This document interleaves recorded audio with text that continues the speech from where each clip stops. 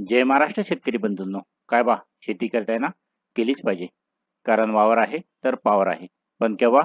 जेव्हा शेतीचं व्यवस्थित नियोजन असेल तेव्हा आणि शेतीविषयी अद्ययावत माहिती असेल तेव्हाच. या व्हिडिओमध्ये आपण पाहणार आहोत सेंद्रिय खत, सेंद्रिय खताचे प्रकार, सेंद्रिय खत म्हणजे काय, ही माहिती सविस्तर आपण या व्हिडिओमध्ये पाहणार आहोत. मी गजानन पोटे आपणा सर्वांचं स्वागत करतो IMP ॲग्रीटेक या यूट्यूब चॅनलमध्ये. जर आपण या चॅनलला नवीन असाल तर सबस्क्राईब करायला विसरू नका. सेंद्रिय खत म्हणजे काय? प्राणी व वनस्पती अशा प्रकारच्या नैसर्गिक घटकापासून जे खत तयार होते त्याला सेंद्रिय खत, ऑर्गॅनिक फर्टिलायझर म्हणतात. सेंद्रिय खतामध्ये महत्त्वाची खते म्हणजे शेणखत, कंपोस्ट खत, हिरवळीचे खत, गांडूळ खत, माशाचे खत, खाटीक खाण्याचे खत इत्यादी. सेंद्रिय खताचे प्रकार. Type of organic fertiliser. सेंद्रिय खतामध्ये महत्त्वाची खते म्हणजे शेणखत, हिरवळीचे खत, माशाचे खत, हाडाचे खत, गांडूळ खत, कंपोस्ट खत इत्यादीपासून सेंद्रिय खत तयार होते. आता आपण बघू सेंद्रिय खताचे प्रकार. एक म्हणजे शेणखत. गाई, शेळ्या आणि कोंबड्या यासारख्या प्राण्यांच्या विष्ठेपासून मिळणारे खत हे सर्वात सामान्य प्रकारचे सेंद्रिय खत आहे. शेण, मूत्र, गोठ्यातील पालापाचोळ्या इत्यादी खतापासून तयार होणाऱ्या खताला शेणखत म्हणतात. त्यामध्ये नत्र, स्फुरद व पालाश असते. शेणाचा महत्त्वाचा उपयोग म्हणजे बायोगॅसमध्ये ऊर्जा निर्मितीसाठी होतो आणि शिल्लक राहिलेले पातळ शेण पिकाच्या वाढीसाठी पोषक अन्नद्रव्य म्हणून वापरले जाते.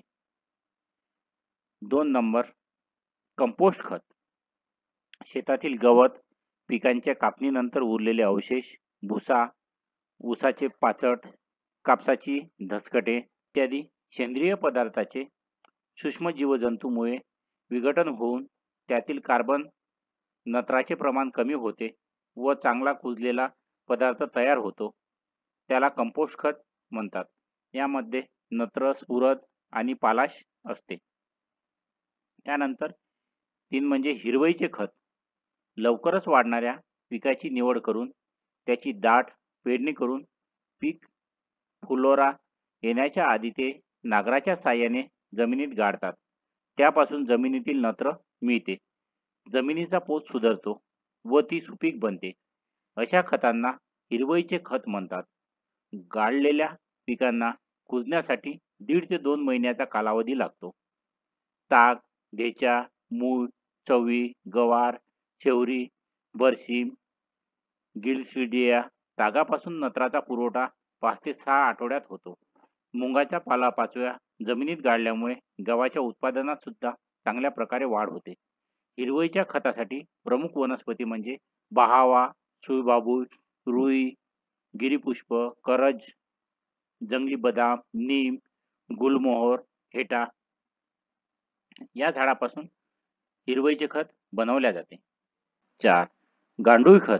गांडूळ खतात गांडुळाची अंडीपुंजी, गांडुळाची विष्ठा, नैसर्गिकरित्या कुजलेले पदार्थ आणि अनेक जमिनीला उपयुक्त जीवाणूचा समावेश करून तयार करण्यात आलेल्या खताला गांडूळ खत म्हणजे वर्मी कंपोस्ट म्हणतात. गांडूळ खत हे शेणखतापासून शेणखतात गांडूळ सोडून बनवल्या जाते. माशाचे खत. समुद्रकिनारी वाया गेलेल्या आणि खराब माशापासून तसेच माशाचे तेल काढल्यानंतर उरलेल्या माशाचे अनावश्यक अवशेषापासून जे खत तयार होते त्या खतांना माशाचे खत, फिश मॅन्युअर म्हणतात. या खतामध्ये नत्र, स्फुरद आणि पालाश या जमिनीतल्या अत्यावश्यक घटकाचे प्रमाण भरपूर असते. त्यामुळे जमिनीला सुपीक होण्यास आणि जमिनीचा पोत सुधारून भरघोस उत्पन्न घेण्यास मदत होते. खाटीक खाण्याचे खत. खाटीक खाण्यात जनावरांचे रक्त व अवशेषापासून जे खत बनवितात त्याला खाटीक खाण्याचे खत म्हणजे खाटीक खाना फर्टिलायझर म्हणतात. यात नत्र आणि स्फुरद चांगल्या प्रमाणात असते. सेंद्रिय शेती ही कायची गरज आहे. सेंद्रिय शेती ही कायची गरज आहे. सेंद्रिय शेतीमुळे जमिनीची सुपीकता टिकून राहते, पर्यावरणाचे संतुलन राखते आणि मानवी आरोग्यालाही फायदा होतो. सेंद्रिय शेती म्हणजे परंपरागत शेती होय. शेती करताना रसायनाचा वापर न करता केवळ शेतातील पिकाचे अवशेष, शेण, गोमूत्र व नैसर्गिक साधनाचा वापर करून सेंद्रिय शेती केली जाते.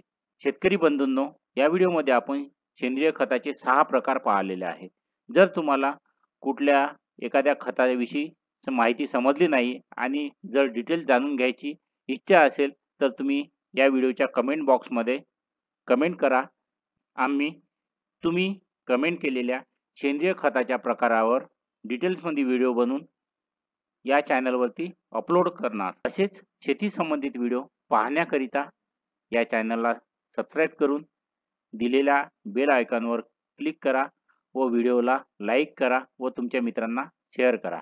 जय हिंद, जय महाराष्ट्र.